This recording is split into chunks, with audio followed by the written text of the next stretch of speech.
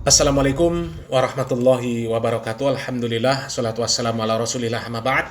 Kaum muslimin yang dirahmati Allah subhanahu wa ta'ala, kami sedikit terkejut tadi kaum muslimin membaca komentar di video yang kami posting pagi tadi ya. Yang ini videonya kaum muslimin, Habib ini 100% dusta.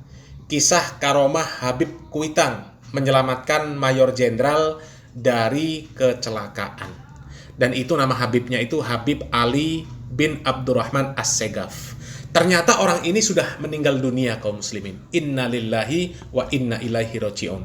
Ini ada komentar yang memberitahukan kepada kami ya. Kita baca komentarnya kaum muslimin. Maaf, kita doakan saja beliau karena beliau ini sudah meninggal dunia pada tahun 2021. Mudah-mudahan Allah Subhanahu wa taala mengampuni dosa-dosa dan kesalahan beliau ya. Amin ya rabbal alamin. Dan tentu ini menjadi pelajaran kaum muslimin ya. Menjadi pelajaran bagi kita semuanya. Inilah bahayanya berbohong di era digital.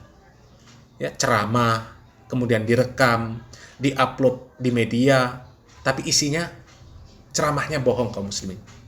Maka akan berapa banyak orang yang men-share video tersebut. Ya, berapa banyak kita nggak tahu. Berapa banyak juga orang yang terjebak di dalam kebohongan tersebut nggak tahu. Sampai kapan juga video tersebut akan beredar, nggak akan ada yang tahu. Dan bisa jadi, ya itu ceramah agama justru malah menjadi dosa jariah yang akan mengalir entah sampai kapan, nggak tahu juga. Kecuali kaum muslimin, kecuali yang bersangkutan ini sebelum meninggalnya sempat bertaubat. Kemudian berusaha semaksimal mungkin untuk menghapus video-video yang sudah tersebar, yang seperti itu. Nah, kemudian setelah berusaha semaksimal mungkin itu, barulah dia bisa berlepas diri apabila ada yang menyebarkan setelah itu. Baru bisa, ya. Dengan cara tersebut insya Allah ya, beliau diberikan ampunan oleh Allah Subhanahu wa taala. Dan beruntung kaum muslimin, ada video-video yang diupload yang membantah ceramah-ceramah yang seperti itu. Barangkali kaum muslimin ada yang sadar kemudian kembali kepada keyakinan yang benar, sehingga ngurang-ngurangi orang yang tersesat akibat ceramah-ceramah yang isinya hanyalah dongengan dan tipu-tipu yang semacam itu kaum muslimin. Dan yang seperti itu harus menjadi pelajaran bagi kita semuanya kaum muslimin. Kalau sampai ada satu saja ya jejak kebohongan kita yang terekam oleh media, kemudian tersebar luas, apalagi sengaja disebarkan, dan sampai mati kita tidak melakukan klarifikasi, maka bisa jadi itu menjadi cikal bakal api neraka yang akan membinasakan kita kelak di akhirat. Na'udzubillah min dzalik. Karena dosanya bisa jadi akan selalu mengalir. Dan tidak menutup kemungkinan akan ada banyak orang yang tersesat karena kebohongan yang kita buat tersebut. Dan mereka semuanya akan melaknat kita nanti di akhirat. Ya, na'udzubillah, summa na'udzubillah min dzalik. Makanya ini jadi pelajaran bagi kita semua kaum muslimin, terutama para penceramah dan terutama para habaib yang masih hidup. Karena ceramah para habaib itu banyak sekali kedustaannya. Mengaku masuk surga, mengaku pulang dari surga, ya, mengaku bisa mengislamkan orang yang sudah mati, mengaku setiap hari didatangi Nabi, mengaku setiap hari bertemu dengan Nabi, mengaku bisa menghadapi malaikat mungkar dan nakir untuk membela muhibbinnya dan sebagainya kaum muslimin. Itu semuanya bohong, itu semuanya dusta kaum muslimin. Jadi kalau ceramah itu, ajarkanlah apa-apa yang datang dari Al-Quran dan Sunnah yang difahami oleh para sahabat radhiyallahu anhum ajma'in. Ya. Kemudian oleh mereka ini diturunkan, turun-temurun dari generasi ke generasi, sampailah kepada ulama yang saat ini mengajarkan kepada kita Al-Quran dan Sunnah dengan pemahaman para salafus soleh. Karena kita mencukupkan dengan itu saja, itu sudah cukup kaum muslimin. Nggak usah aneh-aneh. Membuat-buat amalan baru, membuat ibadah baru, membuat aturan baru, membuat cerita-cerita dongeng yang baru terkait masalah surga dan neraka, ya. Itu tidak bermanfaat kaum muslimin. Ya. Dan kami insya Allah tetap akan membahas dongengan-dongengan para habaib supaya mereka yang tersesat ini bisa sadar, ya, bisa sadar dengan pembahasan-pembahasan yang kami buat kaum muslimin, ya. Karena barangkali itu bisa mengurang-urangi orang-orang yang tersesat karena dongengan para habaib, apalagi kalau habaibnya sudah meninggal dunia, ya. Mudah-mudahan Allah Subhanahu wa taala mengampuni, dan kalaupun masih ada orang yang tersesat dengan dongengan tersebut, maka mudah-mudahan ada yang segera sadar dengan adanya pembahasan-pembahasan yang seperti ini kaum muslimin, ya. Kali ini kita akan membahas lagi kaum muslimin, membongkar lagi kebohongan para habaib. Dan ini ada video yang katanya ada seorang wanita yang ketemu dengan Nabi Muhammad SAW setiap hari kaum muslimin. Coba kita simak videonya. Bahkan terkenal di zaman beliau ada namanya Rabi'atul Adawiyah, seorang waliyah perempuan, yang mana Rabi'atul Adawiyah ini tiap hari naik magamnya. Tiap hari ketemu dengan Nabi Muhammad secara terjaga, ya Allah, nyata. Dan beliau berkata, aku bisa mengalahkan magam-magam seluruh para aulia kecuali Al-Habib Abdurrahman As-Segaf dan anak-anaknya. Aku tidak bisa. Setiap kali aku naik magamku, pasti di atasku sudah ada keluarganya As-Segaf. Luar biasa. Kenapa mereka bisa mendapatkan magam yang tinggi? Melainkan mereka berzikir kepada Allah Subhanahu wa taala. Mereka mengingat Allah Subhanahu wa taala. Dikatakan sebaik-baiknya zikir ketika kita membaca kalamullah, Al-Qur'an. Al-Habib Abdurrahman As-Segaf beliau khatam Quran 8 kali khatam sehari, 4 siang 4 malam. Belum ada zaman sekarang orang yang khatam Quran 4 siang 4 malam. Nah kaum muslimin, ya, begitu mudahnya mereka ini ketemu dengan Nabi kaum muslimin, ya, ketemu dengan Nabi Muhammad SAW setiap hari kaum muslimin, bukan hanya sekali dua kali, setiap hari, dan dalam keadaan sadar, dalam keadaan nyata. Padahal yang diceritakan itu bukan wali yang tertinggi kaum muslimin, belum wali kutub, belum nyampe wali kutub, kutub utara, kutub selatan, apalagi wali kedaduk, wali kejeduk, wali majeduk, ya, wali yang enyeng. Dan dikatakan setiap hari derajat kewaliannya naik. Hebat bener kaum muslimin, ya. Wanita itu setiap hari ketemu sama Nabi dan derajatnya setiap hari naik. Kemudian setiap hari derajatnya naik, maka di atasnya pasti ada wali di atas dia. Derajatnya itu dari keturunan As-Segaf. Bayangkan, yang wanita itu, yang derajatnya masih di bawah As-Segaf saja itu tadi, ya, itu sudah bisa ketemu dengan Nabi setiap hari dalam keadaan sadar. Dia wanita kaum muslimin, wanita. Coba bayangkan kaum muslimin.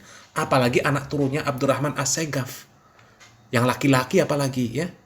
Katanya setiap hari derajat kewalian wanita ini naik. Tapi di atas selalu ada keturunan Abdurrahman As-Segaf. Mungkin 24 jam itu keturunan Abdurrahman As-Segaf itu hidup sama Nabi, nggak pernah berpisah sama Nabi, sudah seperti satu keluarga, nggak pernah pisah sama sekali, ya. Ya Allah, berani banget mereka ini membuat dusta atas nama Nabi Muhammad SAW kaum muslimin, ya. Mengaku setiap hari ketemu Nabi. Asarnya apa? Bekas pertemuan mereka dengan Nabi itu apa kaum muslimin? Apa? Ya. Kalau orang yang sedikit saja kaum muslimin mau belajar tentang sirah Nabi, sirah sahabat, mau belajar agama yang betul, ya, pasti nggak akan percaya sama dongengan yang seperti ini, nggak akan percaya kaum muslimin, ya. Meskipun dikatakan itu semuanya diperoleh karena ibadah mereka yang hebat, ya, ibadah para wali yang hebat itu, Robiatul Adawiyah. Kemudian Abdurrahman As-Segaf itu tadi. Mau sehebat apa ibadah mereka dibandingkan dengan sahabat Bilal bin Rabah radhiyallahu an, dibandingkan dengan Uwais Al-Qarni. Mereka ini orang-orang yang sudah dijamin surga kaum muslimin. Tapi nggak ada, mereka ini ketemu Nabi setelah meninggalnya Nabi. Coba bayangkan kaum muslimin. Uwais Al-Qarni. Seberapa besar keinginan beliau untuk bisa bertemu dengan Nabi ketika Nabi masih hidup. Padahal beliau ini hidup di masa Nabi, tapi nggak ketemu. Seandainya sekali saja Uwais Al-Qarni ini ketemu dengan Nabi Muhammad SAW, maka Uwais Al-Qarni ini sudah pasti disebut sebagai seorang sahabat Nabi Muhammad SAW. Pasti. Tapi ternyata sampai wafatnya Nabi Muhammad SAW, dia nggak pernah ketemu kaum muslimin, nggak pernah ketemu sama Nabi Muhammad SAW. Apalagi dibandingkan dengan sahabat Bilal bin Rabah. Maka nggak ada seujung-ujung, aduh ya Allah, seujung kuku itu terlalu besar lah ya. Nggak ada apa-apanya lah ya. Mungkin dibandingkan dengan ludahnya Bilal bin Rabah saja masih berharga ludahnya Bilal bin Rabah kaum muslimin. Ya. Kata Nabi apa? La tasubbu ashabi. Jangan kalian cela sahabatku. Seandainya di antara kalian ini ada yang infak, ya, berinfak dengan emas sebesar gunung Uhud, maka tidak akan mampu menyaingi infak para sahabatku meskipun 1 mud atau setengahnya kaum muslimin. Bisa dibayangkan kaum muslimin, emas sebesar gunung Uhud tidak mampu menyaingi infaknya sahabat yang hanya setengah mud kaum muslimin. Ya, hanya 1 telapak tangan mungkin. Ya, mau sehebat apa Rabi'atul Adawiyah? Sehebat apa Abdurrahman As-Segaf dan keturunannya sehingga bisa ketemu dengan Nabi setiap hari dalam keadaan sadar? Dan ini jelas kedustaan kaum muslimin. Jangan dipercaya, itu bohong kaum muslimin. Bohong, ya. Hanya orang-orang yang bodoh yang percaya, ya. Hanya orang bodoh. Ceramah mereka itu isinya cuma dongengan untuk mendoktrin supaya syahwat dunia mereka ini terpenuhi. Cuma itu kaum muslimin. Kalau memang setiap hari ketemu dengan Nabi dalam keadaan sadar, tentu kemaslahatan untuk agama Allah ini juga besar kaum muslimin, ya. Coba tawarkan supaya Nabi menawarkan jihad kepada para habaib, para wali yang setiap hari ketemu dengan beliau itu, ya. Coba tawarkan untuk jihad melawan penjajah umat muslim, ya. Kalau diumumkan kita pasti berangkat kaum muslimin, pasti berangkat, ya. Itu simpelnya saja lah, simpelnya saja. Tapi karena itu cuma dongeng, maka ya nggak ada manfaatnya kaum muslimin, ya. Mau setinggi apapun kewalian Rabi'atul Adawiyah, ya, meskipun sampai ngaku dinikahi Nabi pun, maka nggak akan ada manfaatnya. Karena apa? Itu dongeng, itu cerita gedabrus, itu dusta, ya. Justru yang seperti itu akan menyesatkan kaum muslimin, terutama para muhibbinnya, na'udzubillah min dzalik, ya. Jadi pengenlah rasanya kaum muslimin melaknat para pendongeng yang seperti itu kaum muslimin, karena banyak sekali kerusakan yang ditimbulkan kaum muslimin. Berapa banyak kaum muslimin yang disesatkan. Tapi kami ingat kaum muslimin, ingat pesan Nabi bahwasanya seorang muslim itu tidak mudah-mudah untuk melaknat. Dan seandainya Nabi tidak menasihati yang seperti itu, tidak memberikan nasihat kepada kaum muslimin seperti itu, maka selesai kaum muslimin, ya. Akan keluar semua laknat dan sumpah serapah itu, keluar semua. Keluar semua. Dan kami pada saat ini hanya bisa berdoa kaum muslimin, ya. Hanya bisa berdoa, dan besar harapan kami semoga para muhibbin yang sudah jauh tersesat, disesatkan dengan dongengan-dongengan para habaib, segera diberikan oleh Allah Subhanahu wa taala taufik dan hidayah agar bisa kembali kepada cara beragama yang benar kaum muslimin. Amin ya rabbal alamin. Semoga yang sedikit ini bermanfaat. Salam waras, salam akal sehat. Barakallahu fikum. Wassalamualaikum warahmatullahi wabarakatuh.